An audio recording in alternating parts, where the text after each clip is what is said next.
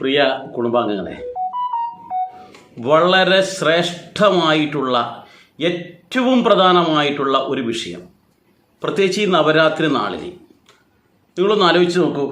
ഈ നവരാത്രി നാളിൽ 9 ദിവസങ്ങളിൽ നമ്മൾ 9 ഭാവങ്ങളിലായിട്ട് ദേവിയെ ആരാധിക്കുന്നുണ്ട്, ശരിയല്ലേ? ആദ്യം ശൈലപുത്രിയായിട്ട് നമ്മൾ ആരാധിക്കുന്നു, അതിനുശേഷം ബ്രഹ്മചാരിണിയായിട്ട്, കുഷ്മാണ്ഡയായിട്ട്, ചന്ദ്രകണ്ഠയായിട്ട്, സ്കന്ദമാതയായിട്ട്, ഇങ്ങനെയൊക്കെ ഓരോ ദിവസവും നമ്മളിങ്ങനെ ആ ദേവിയെ പൂജിക്കുന്നില്ലേ? ഇതൊക്കെ നമ്മുടെ ദുരിതം തീർക്കാൻ വേണ്ടിയാണല്ലോ ചെയ്യുന്നത്. നമ്മുടെ കഷ്ടപ്പാടുകളും നമ്മുടെ രോഗങ്ങളും നമ്മുടെ വിഷമങ്ങളും എല്ലാം ഇല്ലാതാക്കാൻ വേണ്ടിയാണ് ഇതൊക്കെ ചെയ്യുന്നത്. എന്നാൽ ഇതിന് ഓരോ ദിവസവും വ്യത്യസ്തമായ പൂജയും മറ്റു കാര്യങ്ങളും ചെയ്യണമെന്നും പറയുന്നുണ്ട്. ഒന്നും അറിയാത്ത സാധാരണക്കാരിലും സാധാരണക്കാരായ നമ്മളെപ്പോലെയുള്ള ആൾക്കാർക്ക് ഇതൊക്കെ ചെയ്യാൻ പറ്റുമോ?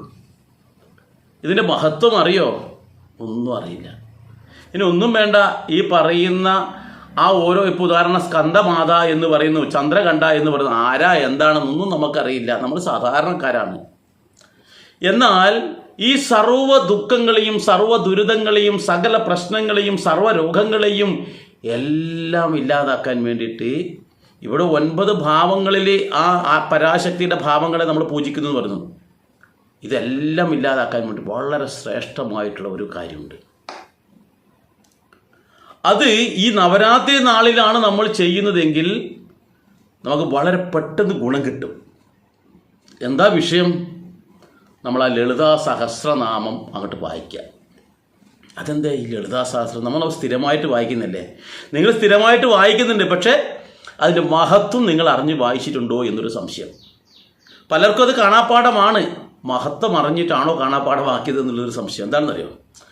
ഇവിടെ ശൈലപുത്രി ഭാവത്തിലാണ് 1ാമത്തെ ദിവസം നമ്മൾ പൂജയും കാര്യങ്ങളും ചെയ്യുന്നത്. അപ്പോൾ 9 ഭാവത്തിലാണ് ചെയ്യുന്നതെന്ന് ഞാൻ പറഞ്ഞു. അങ്ങനെയാണെങ്കിൽ 1000 ഭാവത്തിൽ ദേവിയെ വർണ്ണിക്കുന്നതാണ് ലളിത സഹസ്രനാമം എന്ന് പറയുന്നത്. എന്ന് വെച്ചാൽ പരാശക്തിയെ 1000 ഭാവത്തിലാണ് നമ്മൾ പൂജിക്കുന്നത്, അല്ലെങ്കിൽ നമ്മൾ സ്തുതിക്കുന്നത്. അപ്പോൾ നമ്മൾ പറയാം ഓം ശ്രീമാതാം എന്ന് പറയുന്നു. അതൊരു ഭാവമാണ്.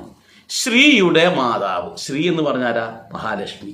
മഹാലക്ഷ്മിയുടെയും അമ്മയായിട്ടുള്ള, കാരണം എന്താ, പാർവതി, സരസ്വതി, അങ്ങനെ എല്ലാ ദേവിമാരുടെയും എല്ലാ ദേവന്മാരുടെയും ഒക്കെ അധിപതിയാണ് സാക്ഷാൽ പരാശക്തി, ആദിപരാശക്തി. സിംഹത്തിൻ്റെ മുകളിലുള്ള ആ പരാശക്തിയെ നമുക്ക് വർണ്ണിക്കാൻ പറ്റില്ല. അപ്പോൾ ശ്രീമാത എന്ന് പറഞ്ഞാൽ തന്നെ നമുക്ക് മനസ്സിലായി, ഈ ഐശ്വര്യത്തിൻ്റെ ഒക്കെ ഉറവിടം ഏതാണ്? ആ മാതാവാണ്, ആ അമ്മയാണ്. എന്ന് വെച്ചാൽ എനിക്ക് ഈ ഐശ്വര്യം ഉണ്ടെങ്കിൽ, അല്ലെങ്കിൽ നമുക്ക് ഇതെല്ലാം കിട്ടേണ്ടത് ആരിൽ നിന്നാണ്? ആ അമ്മയിൽ നിന്നാണ്. ആ അമ്മ കടാക്ഷിച്ചാലേ എനിക്ക് സർവ്വ ഐശ്വര്യങ്ങളുണ്ടാകും. ആ ലക്ഷ്മി ദേവി എൻ്റെ ഒന്നിച്ചുണ്ടാകും. അപ്പോൾ 1ാമത്തെ ഭാവം ശ്രീമാത എന്നായി.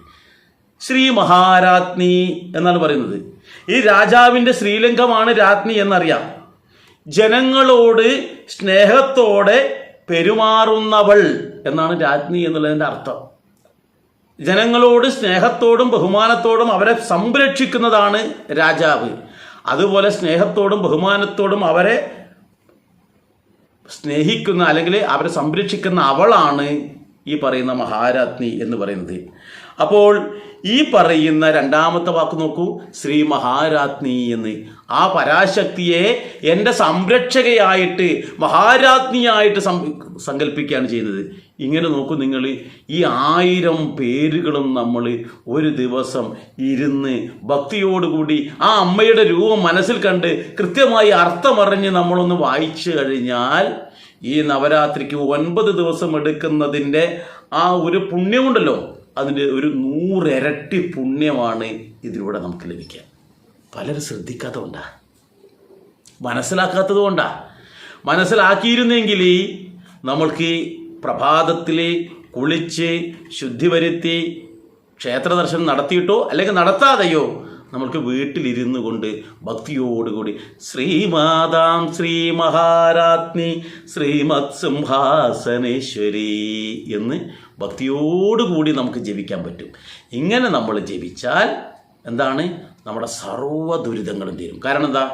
ശ്രീമാതാരാന്ന് മനസ്സിലായി, ശ്രീ മഹാരാജ്ഞി ആരാണെന്ന് മനസ്സിലായി, ശ്രീമത് സിംഹാസനേശ്വരി ആരാണെന്ന് മനസ്സിലായി, ചിദഗ്നികുണ്ഡ സംഭൂത എന്ന് പറയുന്നത് ആരാണെന്ന് മനസ്സിലായി, ദേവകാര്യസമുദ്ധ്യത എന്ന് പറയുന്നത് ആരാണെന്ന് മനസ്സിലായി. ഓരോ പേരുകളും കൃത്യമായി മനസ്സിലാക്കി അങ്ങനെ മനസ്സിലാക്കിയിട്ട് വേണം നമ്മൾ സഹസ്രനാമം പഠിക്കാൻ. വെറുതെ ചൊല്ലിപ്പോയിട്ട് കാര്യമില്ല എന്ന് പറയെങ്കിലും മന്ത്രത്തിന് ശക്തിയുണ്ട്. എന്നാലും അർത്ഥം കൂടി മനസ്സിലാക്കിയിട്ട് നമ്മൾ ജപിക്കുകയാണെങ്കിൽ പറഞ്ഞറിയിക്കാൻ പറ്റില്ല. നമ്മുടെ കുടുംബജീവിതം വളരെ ധന്യമാകും, സകല പ്രശ്നങ്ങൾക്കും പരിഹാരമാകും. വീട്ടിലെന്തെങ്കിലും ദേവതസ്ഥാനമോ അല്ലെങ്കിൽ ദുരിതമായിട്ട് എന്തെങ്കിലും ഉണ്ടെങ്കിൽ അതൊക്കെ ഇല്ലാതായിട്ട് വളരെ പുണ്യമായ സ്വർഗതുല്യമായ ഒരു അന്തരീക്ഷം നമ്മുടെ വീട്ടിലുണ്ടാകും. ഇതിനാരാ ശ്രമിക്കേണ്ടത്?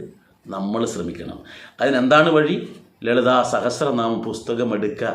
അറിയാമെങ്കിലും ചിലതിൽ അർത്ഥമുള്ളതുണ്ടാവും, അത് എടുത്തിട്ട് ഒന്നിട്ട് വായിക്കാം. ഇല്ലെങ്കിൽ നമ്മുടെ തന്നെ ആധ്യാത്മികം നവമാധ്യമ കൂട്ടായ്മയുടെ വാട്സപ്പ് കൂട്ടായ്മയുണ്ട്. അതിൽ വളരെ മനോഹരമായിട്ട് ലളിതാ സഹസ്രനാമം ഓരോ വാക്കിൻ്റെ അർത്ഥം വളരെ വളരെ മനോഹരമായിട്ട് വർണ്ണിച്ച് പഠിപ്പിക്കുന്നുണ്ട്. താല്പര്യമുള്ളവർക്ക് വാട്സപ്പിൽ ബന്ധപ്പെട്ട് ഞാൻ ആ ഗ്രൂപ്പിൽ ചേർക്കും. ഞാൻ പറഞ്ഞു വരുന്നത്, ഇത്തരത്തിൽ ശ്രേഷ്ഠമായ ലളിതാ സഹസ്രനാമം ജപിച്ചും കൊണ്ട് ഈ നവരാത്രി കാലത്ത് തന്നെ നമ്മളൊരു പുതിയൊരു ചുവടുവെപ്പ് നടത്തുക. നമ്മുടെ ജീവിതവും ധന്യമാകട്ടെ. എല്ലാവരും നമ്മൾ അസൂയോടുകൂടി നോക്കുന്ന തരത്തിൽ സ്വർഗതുല്യമായിട്ടുള്ള ഒരു ജീവിതം നമുക്കും ഉണ്ടാകട്ടെ. മറ്റൊരു വീഡിയോയുമായി നമുക്ക് മറ്റൊരു അവസരത്തിൽ വരാം. എല്ലാവർക്കും നന്ദി, നമസ്കാരം.